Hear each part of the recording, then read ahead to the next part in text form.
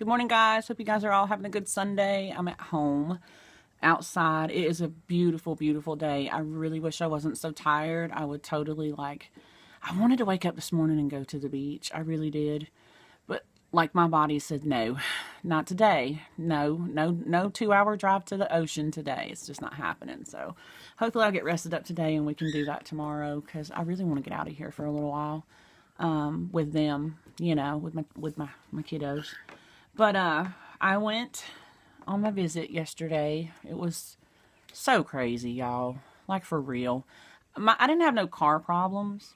I went on the interstate. I think the worst thing yesterday morning, I woke up on time. That was a plus. The fog. The fog was really, really bad yesterday morning. I got creeped out too by a cop. I was all alone on the highway, and I'm going, and it's a 4-lane highway, and I'm going on. And this cop car was in between the lanes as I passed him. I'm like, this is a cop. What are you doing? He was on his phone. Yes. Driving down the middle of the highway at 4:15 in the morning. He had his phone and he was driving his car. And I said, oh, Lord. So I went on by, but then in the next town, it was a 15-mile between the one town and the other town because I have to go through 3 towns to get to the interstate, to Interstate 75 South.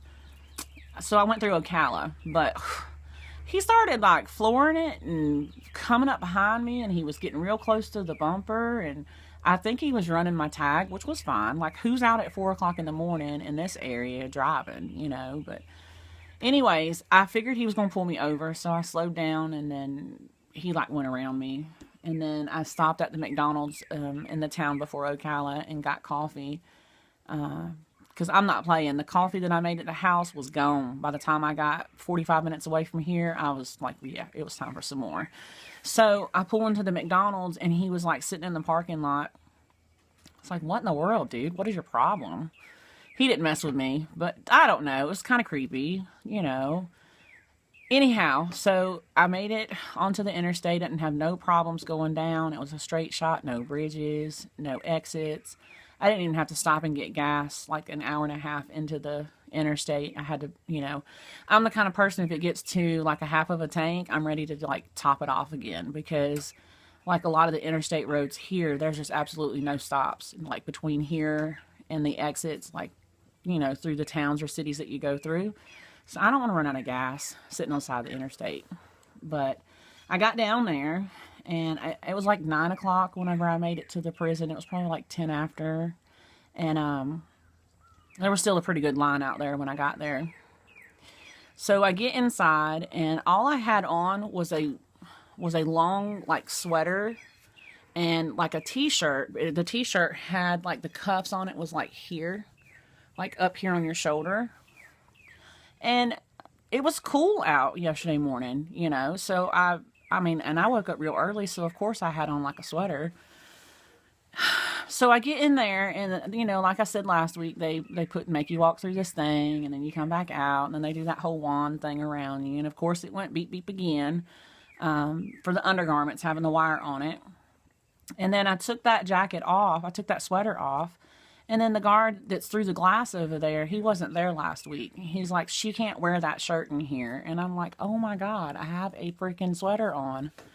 And I didn't think anything because I see people out in line. One girl had on a t-shirt and a hoodie. Another person had on a dress and dresses. Yes. If you're going to wear a dress that's form-fitting, and you have the lines of what your undergarments are showing through that, that should not be approved. You know what I mean?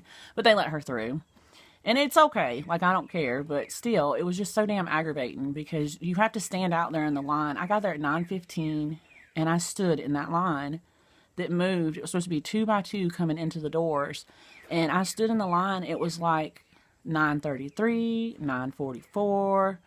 And then 9:55, I finally get up there with another person and we go through. And that's when they were like, no, you can't. You can't wear that shirt in here. I'm like, are you serious? I'm like, oh my God, last week I wore a freaking tank top with a sweater, not knowing that I couldn't wear it, And I was like, whatever. So then the lady that was in line with me, she told me that there was like a Walmart like 11 miles up the road. So I did. I had to leave, get in my car, drive 12 miles to a freaking Walmart, and bought like just a regular t-shirt and then like a black hoodie. And they wouldn't let me wear the other hoodie, like even if I put it on and zipped it up that I had in the car. Like, you cannot wear a tank top. I'm like, if I don't take it off, what is the problem? But anyhow, so I did.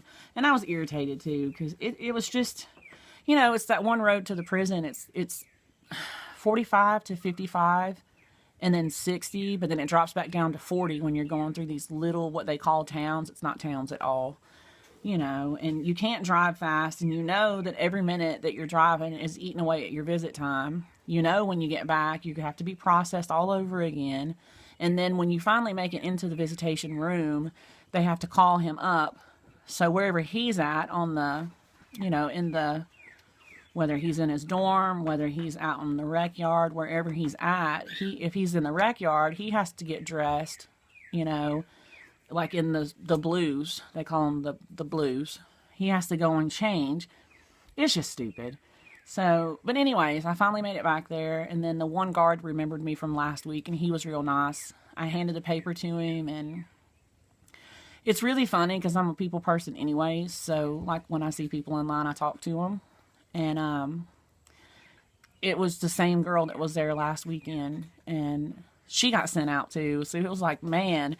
Then the lady that was in the front up there, she was like, it's a different set of guards this weekend. You know, it's a different rotation. And I'm like, oh my God. I'm like, you let me go through. But the thing that I didn't like about it is when you go through checkpoint 1, they make you remove your sweater and they put that through the x-ray machine. If you have on like dress shoes, they'll make you take your shoes off and they'll run them through the x-ray machine. But then you go to checkpoint B, and that's when you're supposed to like take your jacket off, and then like they check the front of you and the whole pat down. And it didn't happen that way in checkpoint B. Like, I was irritated and frustrated, but I emptied my pockets and took my jacket off, and it was just a regular t-shirt. And she was like rushing me through there, and I thought, man, this place is crazy, you know. But he finally came out. I think it was like a little bit after 11 when he came out, and as soon as he walked out the door, he was so goofy. He was like, you know, like winking at me when he walked out, and he has to check in at the table thing before he can walk over. But after that, it was okay. Like, we had a really good visit, and I got a picture with him. I'll share that in a minute. But I met some people that are in there. The one lady, she was so cute. She reminds me of Sophia off of Golden Girls. I don't know if y'all watched the Golden Girls show. So funny. And she was a firecracker too. She was really short and just so funny. And she talked to Terry, and they were talking about he's filed a clemency for March here in Florida. There's it's like a clemency thing that's up in Tallahassee, where I guess you can, like, I don't really understand it. I'm going to research it a little bit, but you can like write on their behalf. And she gave me some really good tips, so I'm going to look into that. But he filed his paperwork and everything for that for March the 15th in writing. He's just ready to get out of there, y'all. Like, he really is. He's at a good place now, though. They let him go outside a lot more. He's got so much color in 1 week's time from the way that he looked when I went last Friday. He was really pale, but he's been able to go outside and like exercise, and you know, it's the little things, just to be able to go outside and like just look around and have the sun in your face. Like, I couldn't imagine being in a room with no windows and another cellmate and not have sunlight and not have daylight on your skin. Like, you need vitamin D, you know. And he told me too, like, they give them in some of the prisons that are up north, they actually give you like vitamin D tablets. It's crazy. But he was a jokester and a half yesterday. He really was. And I talked about the channel, and I talked about, you know, some of you guys that are kind of following along with us. And he said, that is so funny. He's like, tell all of your YouTube friends I said hello, you know. But the hardest part is, like it always is, having to leave. You know, that visit went by really, really fast yesterday, and then I had the car ride home. It was crazy. It was just so long. It was like 3 hours on the interstate, you know. By the time I pulled into my driveway, I was like, somebody just come and get me out of the car and tote me inside. I was so freaking tired. So tired. I didn't have no problems, though. No car trouble. I mean, it was free flowing on the interstate. There wasn't no wrecks. There wasn't none of that. You know, it was just kind of smooth. It's just so long with the driving, you know.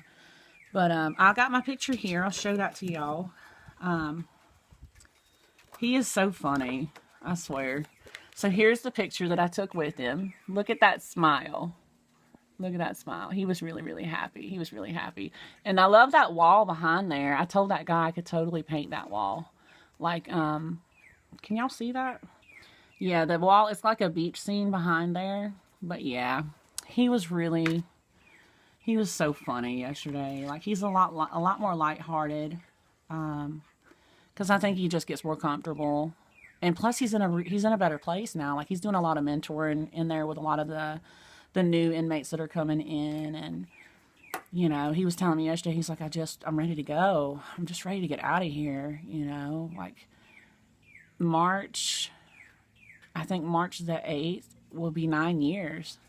I mean, you know, to look him up and see the charges that he's in there for, it just doesn't make any sense to have such a long sentence for that. And I know there's a lot of people that look at people that get locked up and the charges that they catch, you know, oh, well, they did it, they need to pay their time, blah, blah, blah, blah, blah. But it all comes down to small town politics and families, you know what I mean?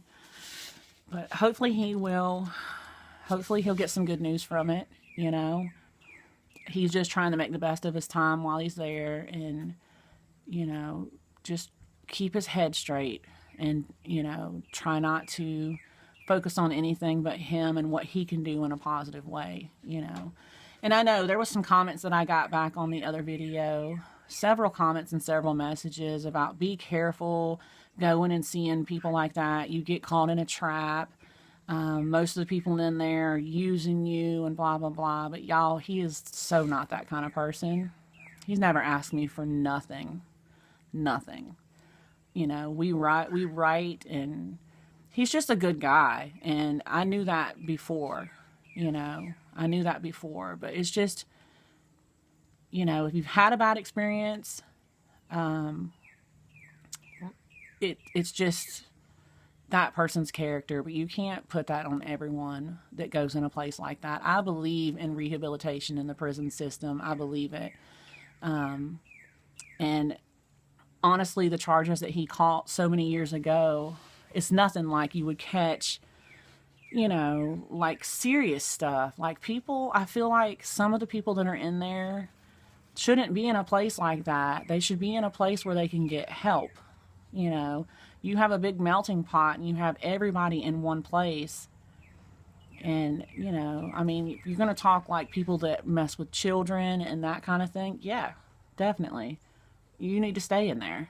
You know what I mean? If you're going to harm another human being, if you've killed someone or assaulted someone in any way or anything like that, well, yeah, you know, but to be put in a place like that for, you know, something that most people would get slapped on the wrist for, you know. And I know people say, oh, well, you're in there and you caught your charges, you need to do this and that. But not every story is the same, and you have to keep an open mind and look at the person. You know, this man served our country. He's a good person. He's very humble. And I'm not trying to sell it to anybody because I know who he is. You know what I mean? But it was a good visit overall. You know, just driving back was really tiring, but I want to do some shout outs and I'm going to discuss some things in the next video. I'm not real happy about some messages that I got, but I wanted to keep this video separate from everything else that is about to be discussed. So I'm going to upload this and I'll be back in a little bit and probably end up doing 2 videos because there's a lot. There's a lot on there I want to kind of touch base on. So, all right, guys, I'll be back in a little bit as soon as this video uploads. I'll talk to you guys in a little bit. Bye.